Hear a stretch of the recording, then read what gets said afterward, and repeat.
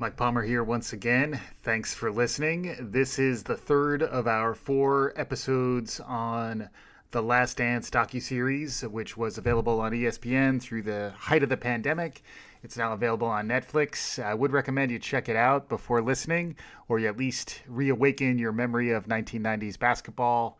Tarlin and I originally recorded these in the thick of the initial COVID-19 pandemic response. We're now re-releasing them as bonus episodes for running it back. Hopefully you're getting as much value out of them as we got while putting them together. And with that, episode 3 of Running It Back, The Last Dance.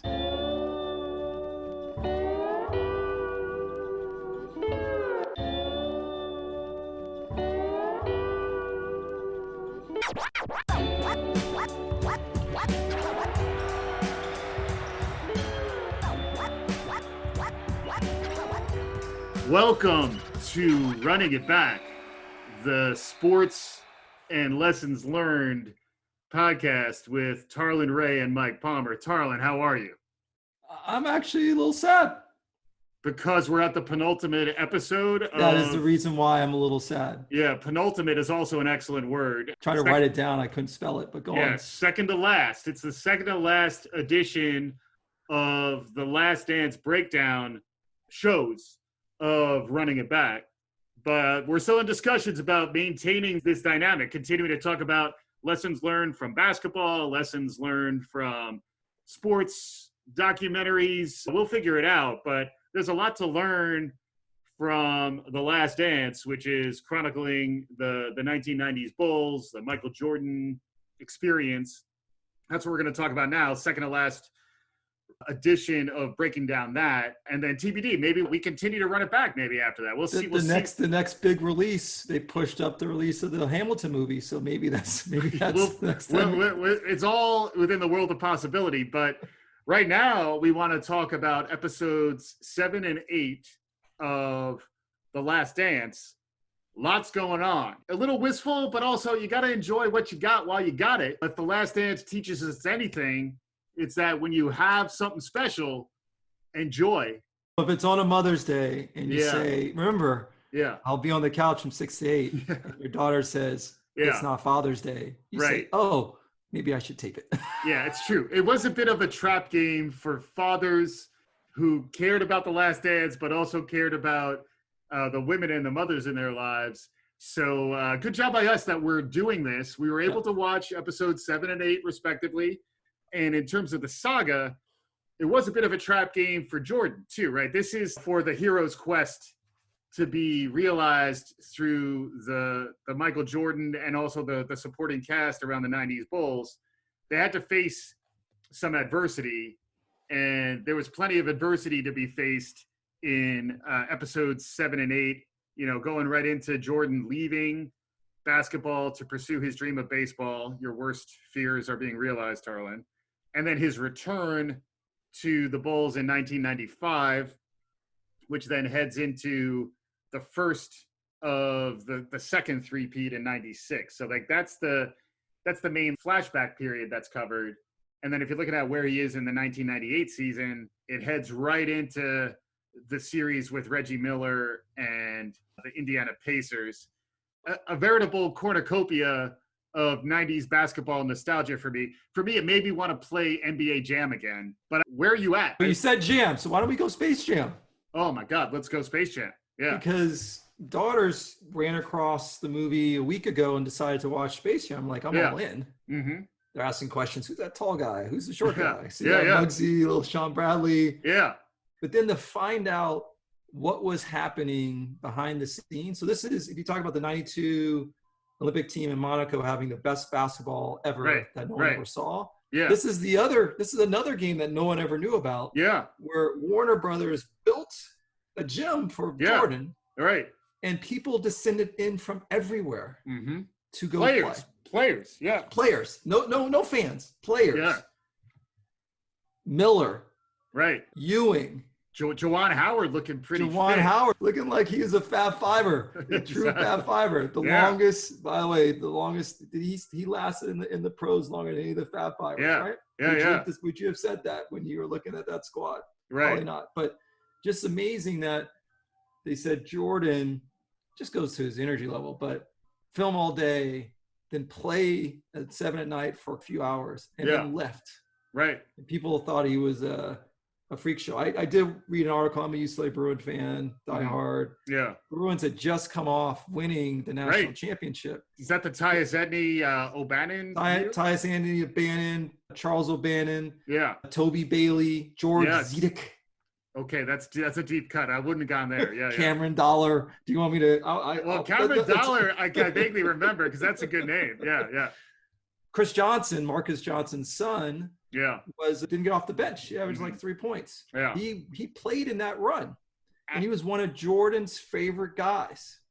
And was this before the Drew League? Because you hear about the Drew League all the time. So there used to be, and I didn't know about the Drew League growing up. The men's gym at UCLA was where all the pros went to go play. Got it. So I think the Drew League probably was around. I knew less about it, but it was more in the 2000s. Mm-hmm. But it's just fascinating to hear about those runs. And Jordan, after losing, in the Eastern Conference Finals, to a guy he hates losing to in Horace Grant, was also using it as a way to start picking up on people's tendencies. Yes. Was using it as a way to get ready for the next season. There is that shot of him sitting right underneath the basket, just going to school on how these guys are playing. And they're playing, it's like the way you would play pickup, like you could actually watch runs before you get back on. Oh yeah. And then just see. Well, I often was on the court. I didn't lose. So is that what you did when you? I would show up late. You would also show up early. You win the first run. I would be more establish dominance early, and then you go. For me, it's more like just like you want to make your last shot. You want to win the twilight run. You want to win the run before the pickup game ends. But my God, there's so much stuff in here because it covers the interregnum. There you go. I'm dropping the vocabulary. But between all you students not taking the SAT this year, exactly. You got a little free time. You might as well learn some vocabulary, right? But between Jordan's wins, the Olajuwon years, which is why Akeem's out there. Is there a reason why Jordan shied away from Akeem? Because they never went head to head, right? No. And that is an interesting gap. But when Jordan receded, Olajuwon ascended. Pippen also ascended, but not quite to the heights, right? So we cover what happened in the 94 Bulls. And then by the time the 95 Bulls came around, they were actually in decline until Jordan came back from baseball. So getting that chronology together, like my memory of the 90s is a lot better. And it's just a sign that as we get older, like it's not that you forget stuff. It's just that more barnacles accumulate on the hull of your ship. There's more stuff that you remember from the 2000s. There's plenty of years. But once you see this stuff, it brings it back crystal clear. I forgot all about Gary Payton and Shawn Kemp, the 96 season. That's a vintage.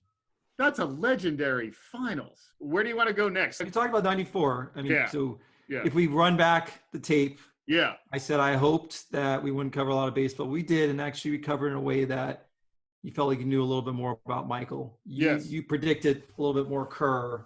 But I do think we need to talk about Pippen, who had an amazing season, top 3 in MVP voting, first team All-NBA, led the Bulls in every single stat that they can think of. And his scoring only went up a few points, right? He was the league leading scorer. He's up there, Jordan, every year. You lose that scoring, and then Pippen doesn't just step up 3 points a game himself, but then his distribution improves. They genuinely are running the triangle, the legendary triangle. More democratized approach to basketball. Yeah, there's a lot about team dynamics to be learned from that season. Sure, until the end. Until the end, right? So then they're in the playoffs. Playoffs? You're talking to me about playoffs? Playoffs. They're in the playoffs. They're playing the transcendent 1994 New York Knicks, a juggernaut of a team. You got Ewing in his prime. I'll try not to laugh. Keep going. You got Starks. That's the Derek Harper team. This is a team that has it's Oakley, a young Anthony Mason. There's depth. Was Allen Houston on that team? Not yet. Okay. Not yet. He's coming. But this is still, the Knicks Ewing has his team. They're the closest thing to the Pistons. Closest thing to the Bad Boys. Since the Pistons. They don't care what you think about them. They are tough. They have an amazing fan base, believe it or not, that is still playing in the Garden. Still slumbering, but Madison Square Garden is rocking. There's some legendary games, and the Eastern Conference Finals, Pippen and a Jordanless Bulls versus an ascendant Ewing team for the right to play Olajuwon in the finals. And Pippen stepped it up. MJ's watching from Birmingham. You know, he's trying to get his baseball game together. He's just a fan. And Pippen and Kukoc, who we covered last go around, you know, 2 top scorers on that team, probably. Kukoc was number 2. Yeah. And then Kukoc, also a big game shooter. He's not the category stuffer that you know about with Scottie. Phil's calling up the play. He's the Zen master. 1.8 seconds left. Paint us a picture, Tarlin. What's your take here? And instead of, if Michael was there, Michael always getting the ball. Yeah. Phil ran a play so that Tony could get the last shot, and Pippen, not even a deco on the court, was going to be the one to pass the ball in. Right. And this is 1.8 seconds left, so there's no time to pass. Beyond the first pass, whoever catches the ball, maybe they could get a dribble. Maybe a dribble, probably not. Right? Probably just catch and shoot, because you don't want to. I don't know. This is probably pre-replay, but like the 1.8 seconds, not a lot. Oh, this might have been around the Reggie Miller, you know, scoring like 8 points in 8 seconds. Whole other story. But regardless, as against the Knicks, score was tied, right? That's also the So the score was tied. They were going to go to overtime. Knicks were feeling strong because Knicks had won the first 2 games. This was to go up 3-0. This game 3. Yep. Scottie's supposed to inbound the ball to Tony because they thought Phil thought, and as Tony said, I had several last second shots during the year. Yeah. And Phil thought they had a great matchup there. Right. At Pippen, the best passer on the team in his mind, can get Tony the ball. Tony can get a shot off. And he's tall enough that he's not going to have trouble 6'11", long arms, getting the lefty. ball in there. Yeah. So now, Pippen, easy to get in. Yeah. Run some action away from Tony. Yeah. And get the ball over his shoulder and take a shot. Sounds like a great play. So this is basically a story of this amazing play that Phil, the Zen Master, wrote up. But surprise, and for me as a Knicks fan watching this game, I remember seeing this unfold before my eyes where I was like, oh my God, Pippen is not going in the game. He's not coming in. I was elated as a Knicks fan. I was like, this is amazing. They're devolving in front of me. Right, exactly. We're just gonna sweep the series. And then I had to go back to the videotape on this. Pete Myers off the bench. Phil puts Pete in to sub for Scottie Pippen, and 1.8 seconds left. This guy was ready. Nice loft on this. Over the shoulder pass. It's like a little football, like it's a red zone pass with touch. Oh yeah. To Kukoc. Catches the ball probably about 15 feet out, something like that. Yep, just outside maybe it's outside elbow, the free throw line. Maybe 16 feet, 17 feet, something like that. But like a little bunny, if you're a shooter, you call that like a little bunny, mid-range, catches the ball. Turn cash money. So sweet. Game over. Well, not. And then imagine. Because that ended game the game. over. Because the Knicks thought they were going to overtime in Chicago. And had they gone to overtime after Pippen sat out, we just felt like we would just smoke them. Right. Game over. Yeah. And I can't imagine, and it's really interesting hearing from Bill Cartwright's perspective. B.J. Armstrong, most people don't realize he was an all-star after Jordan left. Yeah. Horace Grant. Right. But to have your number one player pout and quit on the team. Yeah. Because he didn't like the last play. Right. Is one of the worst things. You expect that from Robin, but not from Batman, right? It's one of the worst things ever. And he rationalized in the moment, Yeah. wanted to be a decoy, and then had an opportunity years later Right. to say what he would have done. Right. And he said, I probably would have done the same thing. Same guy who had the migraine play, right? I buy the migraine. Listen, No, I'm just saying it was a chance for him to erase memories of prior indiscretions. You would have said, forget about it, man. But the thing is, like, it was the right play to call because Kukoc hit the shot. And Pippen would have gotten a shot that would have been, imagine running not away from the ball, having to run towards the action. Yeah. More likely not needing to get one dribble and a fall away. Right. Tony turned over his shoulder and shot a lefty shot straight on. It was the right call. Yeah. So then I would be apoplectic. I've gone into in high school won games where we've won by a little bit and had guys in the locker room joking and laughing. I tore into them, even though we won. Yeah. couldn't even imagine what I would do if the guy that you rely on, the guy that you've run hills with, doing sprints with, you've lifted with, you've traveled with, you know better, it's your brother, quits on you. Right. And then Bill Cartwright cries, right? So that's where the senior leadership, and let's translate all this into, I kind of wish corporate America worked this way. I wish like it's like a leadership meeting, like somebody just says, I'm out. And then the team tries to have the meeting and the meeting sucks. And then afterwards, somebody's crying because Scottie didn't show up for the leadership meeting. Right. Like that level of just raw, authentic dynamics is what's missing from corporate America. And I mean, in its best moments, it does get that emotionally raw, but that also becomes like, then it's an HR problem and it's a liability and whatever. But like, I just think the level to which it's a morality play for how humans can work together. And then the fact that some of these stories fall short. So then that team wins that game. They wind up playing a competitive series, but they still lose to the Knicks in 7, right? But still, they're down Jordan. And that team got to game 7 against the Knicks. They would have gone on to play Olajuwon. I don't know if they'd have beaten that Olajuwon team because that Rockets team was really good. Team, but also just shows Pippen was a baller, but Phil's a good coach. Mm-hmm. Phil's a good coach. I don't care what anyone says.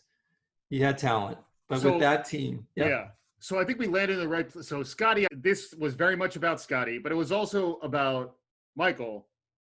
And I did get it. Like I let you know, I did get a chance to get into like the hot take machine a little bit this week. And it was also about the way in which Jordan drove his teams to win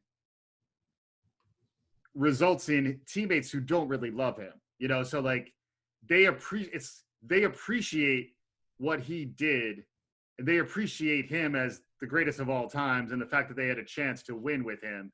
But if they were to admit that they love him, it's not the level of love they would have had for a different leadership style. He was both the greatest of all time and he was a bully. Yes.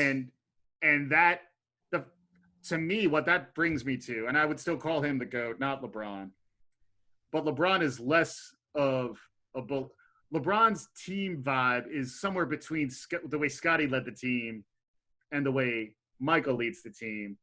And I would say in terms of lessons learned for those of us on the outside, those of us who are trying to analogize to like corporate dynamics or just team dynamics that are good, I think there's a lot to break down around how LeBron has matured and evolved to develop a style that's very different from Michael's. And I know we don't want to get into the LeBron versus Michael in terms of their basketball game, but in terms of, do you want to win with LeBron or do you want to win with Michael? I think that's an interesting question. Which sort of team would you thrive in, and then would you look back on afterwards and say, I love that guy. That guy got me somewhere I didn't expect to go. I think that's an interesting question. Yeah. So if you're with LeBron, because LeBron has been this way, I still remember seeing LeBron's team travel into LA. I saw him play against Compton when he was in high school. Yeah. And even then, the best you could see, the most dominant player on the court, he was always finding guys when they're open. Yeah. To me, that's going back to the corporate world. It's giving someone who has their skill set, giving them agency to do things. So he was giving them ability to have that light shine on them and see if they can perform. So with LeBron, you know that you're going to, a lot of people would, if they're free agents, they want to go play with LeBron because they know they're going to get the ball. Yeah. They're going to have a chance. Right. So that's great. With Michael, you hate him. Yeah. It's a hard time being around him. Yeah. But I think LeBron helps people with confidence be more confident. I think you would be a better player spending 2 years with Michael. Yeah. You would be with LeBron. It would force you to work out in a different way. And granted, LeBron is a workout fiend as well. Right. But that's what I've been thinking about. You'd love to play with LeBron, but I'm wondering if you took the same person and they spent 2 years with both leaders. Yeah. Someone when they matriculate to go to the next team as a free agent, who would be a better player? Who would be a better pro? Right. Eventually, Scott Burrell, after his 1 year, was a better pro spending time. He's in 9 years in the pros, better time that 1 year with Michael because of what he went through, watched one of the greatest players of all time, and realized where his deficiencies were. But I wonder if Scottie or Tony or BJ Armstrong, if they played with a LeBron, it does remind me a little bit of like Scottie to me is a precursor to LeBron in a really interesting way. And LeBron was asked to lead from the start, and Scottie was asked to take a back seat from the start. And like whether it was how much he was getting paid, his relationship to Jordan, even when he was playing in '94, he was still looking to Jordan to, I guess that was before '95 when he was actually saying, Mike, I need you back. We're not going to get there without you. But at least in '94, it was a little bit like, almost like LeBron in Cleveland, where it's like, by virtue of this guy, second time in Cleveland, by virtue of this guy who knows how to win, who knows how to distribute, it isn't all about him. He won with J.R. Smith, right? I mean, he won with Kyrie, who's notoriously ball dominant, like notoriously selfish, and he was able to kind of blend into the chemistry there. And again, I'm going to let go on the LBJ thing because this is about Jordan, but I do think it was interesting to think about Scottie, like '94 Scottie, and phases of LeBron's career. Oh, super interesting. Yeah, but anyway, all right. So let's shift to Jordan though, because Jordan in baseball, you were troubled by this, but I was surprised. And maybe it was just a little revisionist history. They're trying to make him look good, but he was a decent minor league baseball player with some upside, and then hit 202 with 51 RBIs. They're saying to do that, to jump to AA after not playing since he was 17. Was unbelievably impressive. Right. And I forgot who. Yeah, Terry Francona as his manager. I mean, he won. Come on, think about the coaches that he had. At least the last two coaches, Phil and Francona. Right. After Francona went to go win for the Sox, but they said if 1,500 more at bats, he would be legitimate utility. Probably utility. He'd be like a bench player.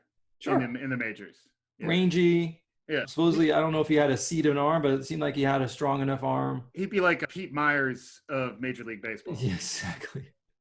And he didn't want to do that. He didn't want to cross the picket line. And he worked through some of the tragedy of his father, which is a huge part of the Jordan narrative, as presented by Jordan. But it does seem like there's definitely some truth to it. Like he's playing Seattle in '96 in the finals. Yep. Let's talk a little bit about that series. Yeah, the '96 finals. First of all, to have that team win 72 games in the regular season. The best part of the show when Will Perdue is talking to Scottie and looking at the schedule, and Scottie says, I don't think we're going to lose a game for 3 months. Yeah. But that was just a fact. Right. They were that good and ready and on point, almost like when they came out of that series after losing to Pistons and they were ready to take over the world. Right. So that team, Detlef Schrempf, Kemp before he Oh, a little bit, where he still was Rain Man. he's like still a man-child, right? He's the Still a tail end of man-child. man-child, yeah. Payton, who is very few players can win Defensive Player of the Year as a point guard. Yeah.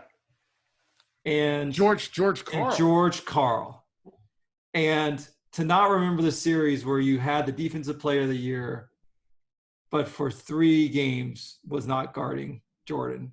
Oh my God. Is just like a crazy thought. And then you have the Carolina connection to George Karl. And the reason why Payton wasn't guarding, the funny thing is, but if I remember correctly, Payton averaged like 18 points a game. Yeah. So he didn't want him to guard Jordan because he didn't want his offensive game to get 18 points. But I mean, he was not a tremendous offensive. No, like he wasn't not a great outside shooter. He wasn't a shooter at all. He little herky-jerky layups. I remember out of Oregon State. So, but a competitor and a guy who could run his mouth relentlessly.